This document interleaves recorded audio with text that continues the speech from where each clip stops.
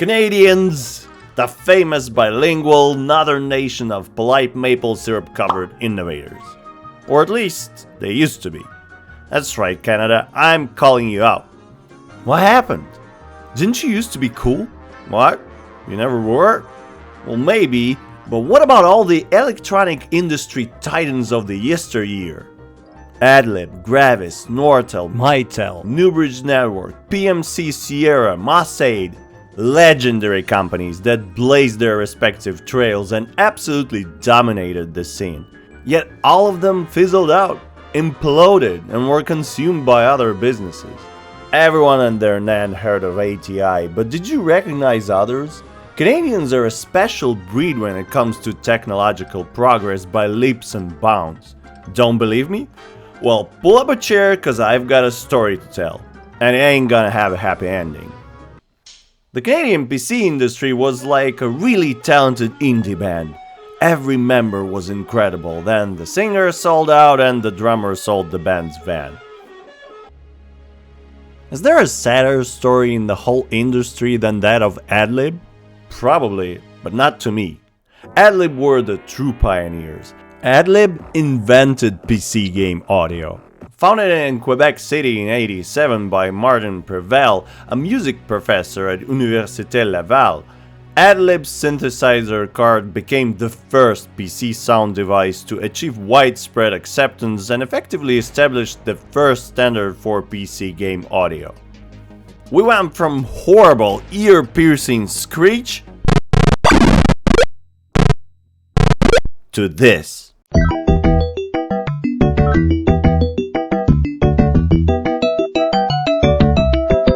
Instead of the PC speaker going beep beep beep, we got to YM3812, OPL-based real-time synthesized music. Calling that a breakthrough is like calling the introduction of Coke to the market a mild success. This tiny card with a cool note logo revolutionized.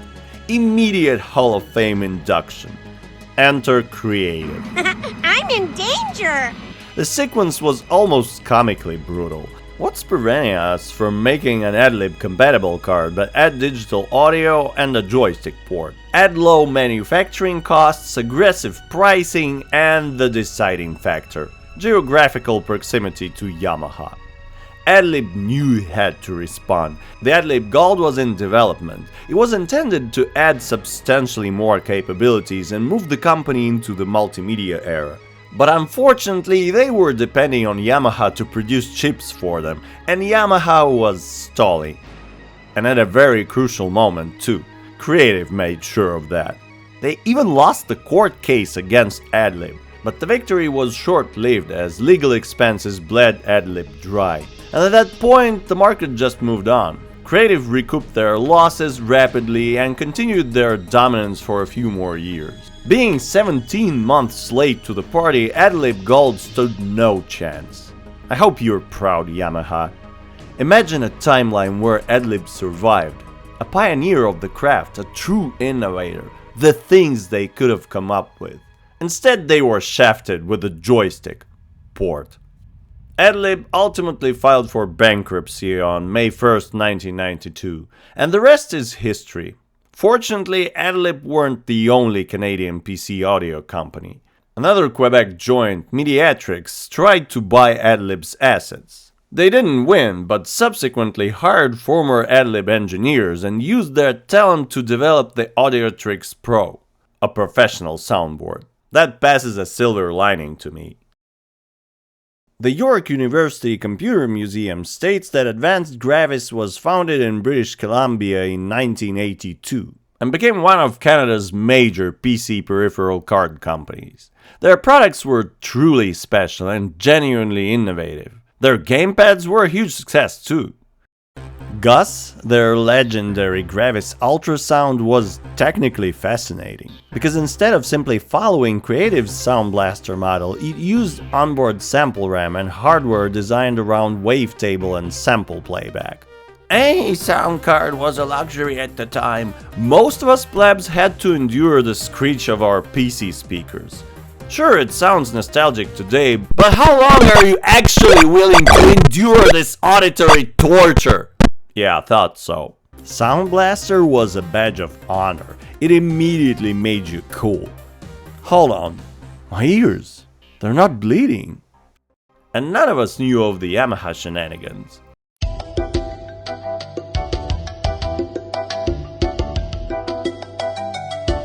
Oh, you poor bastard. You think this is good?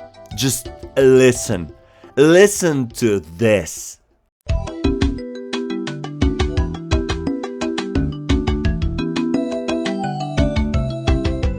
Godlike. Almost on par with the MT-32. Yeah, that'll be $500. And it's even more today. Gus is a true legend of a 90s sound card. And approximately 7 games knew what the fuck that was. Its Achilles heel was its price. People keep saying that it's because it wasn't Sound Blaster or Adlib compatible, but I'm 100% sure that if Gus's were flying off the shelves, every dev would make sure that ultrasound was an option instead of their game. But it didn't. Crave may be directly responsible for the death of Adlib, but as far as Gravis goes, it's the price. Can you imagine dishing out almost $1,000 for a sound card today? Yeah, sounds really nice. What else do you have on offer? Naturally, I myself went with Sound Blaster. It was affordable, damn it. Gus was like bringing a 9K audiophile setup to a party where everyone is listening to pop music through a Bluetooth speaker with a cracked grill.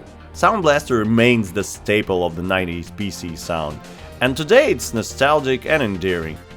But I mourn the greats. What a legend ATI was. Not without its share of controversy, of course, but you do what you have to do to survive, you know? A true titan of the semiconductor industry, ATI was founded in 1985 in Markham, Ontario, and initially made graphics adapters and display chips, but quickly went on to become an enormous OEM supplier. They also pioneered integrated graphics and TV video functionality, and went on to create a name that every kid knows to this day, Radeon.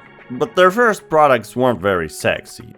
CGA, EGA, and VGA compatible adapters. The genius was in selling this hardware to computer manufacturers. Then ATI innovated again, creating a wonder of a card that supported all 3 standards. It's no wonder it was called VGA Wonder. Put a ton of functionality into one chip, make it inexpensive for OEMs, sell enormous volumes. Max64 provided good 2D acceleration, hardware cursor, GUI acceleration, high-resolution display modes, and thus much better Windows performance. Then came 3D. 3DFX, S3, Matrox, Rendition, NVIDIA, and others were instrumental in transforming PC graphics. ATI responded with 3D Rage, a chip that had both 2D and 3D tech on board, and then made the deal even sweeter by adding multimedia to the menu. Rage was called Rage because displays, triangles, and sprites correctly tested poorly with focus groups. ATI's naming scheme was incredible. Later came the confusion. You'll never guess what Rage 2 Plus DVD offered. That's right, something incredibly attractive to OEMs. 2D, 3D video and DVD on one chip at a low cost. System integrators loved it. Dell, Compaq, Gateway, HP, IBM, Acer, Packard Bell, the majority of them had ATI chips built in. Rage 128 lost the battle to GeForce 256. But ATI came back, with a true legend we all know and love today.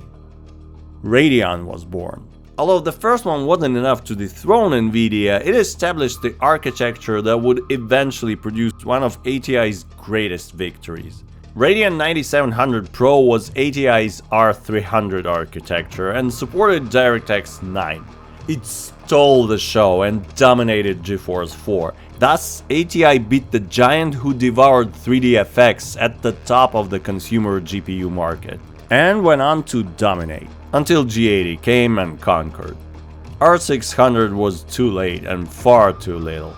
It had more RAM, which is a staple for Team Red, but it fell short of its promises.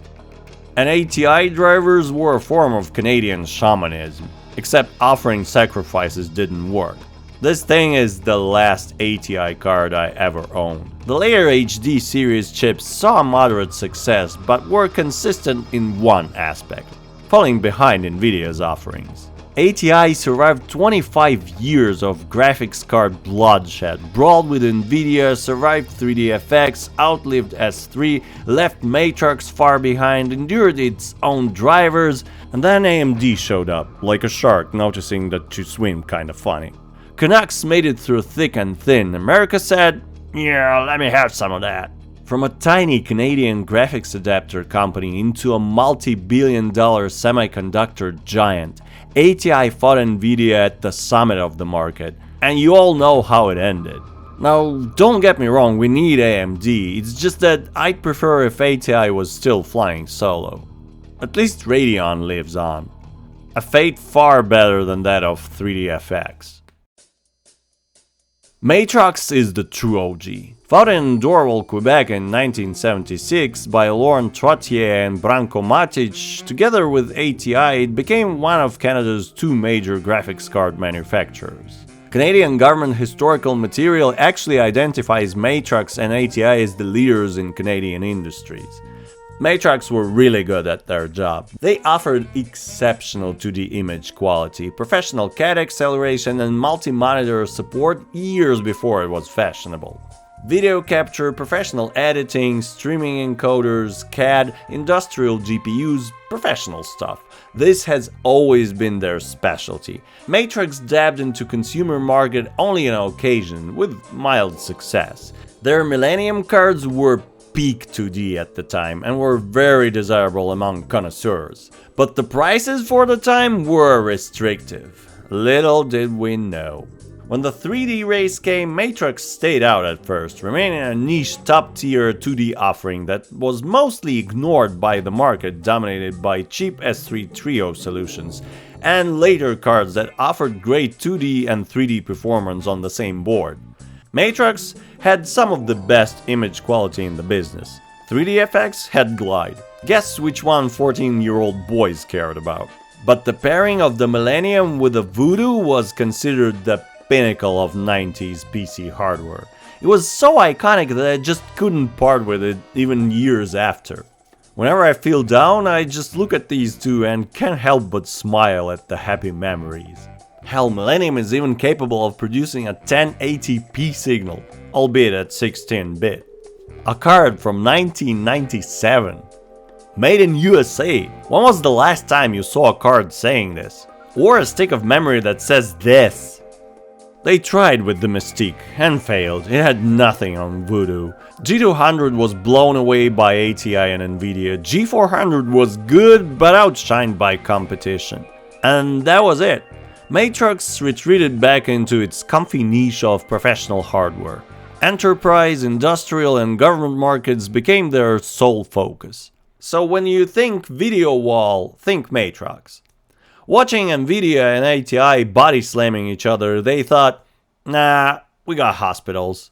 And they just stay there quietly, like a combat vet who doesn't talk about what happened at QuakeCon. This one is the final boss of Canadian technology company disasters.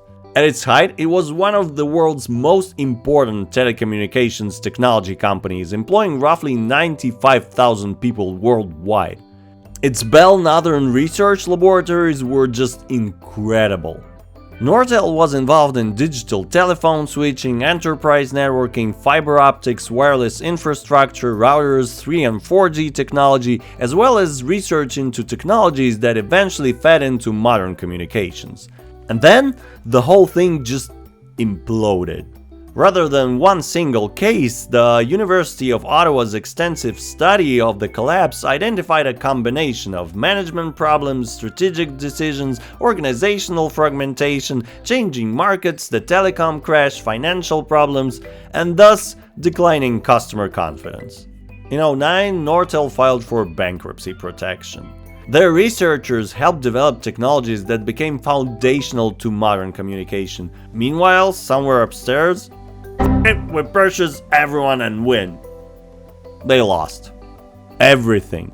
And Nortel was so huge that it couldn't even be sold intact, and the remains were sold off for parts like a stolen Honda.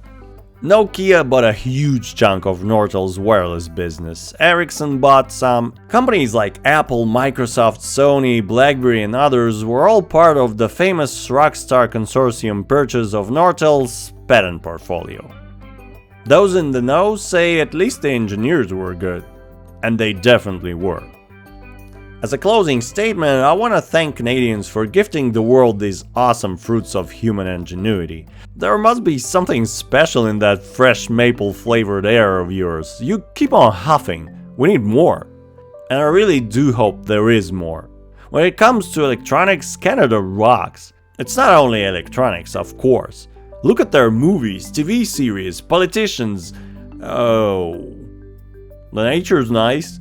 All joking aside, much love to Canadians. Hope you get your gun laws sorted. And all the best to you, you exemplars of kindness.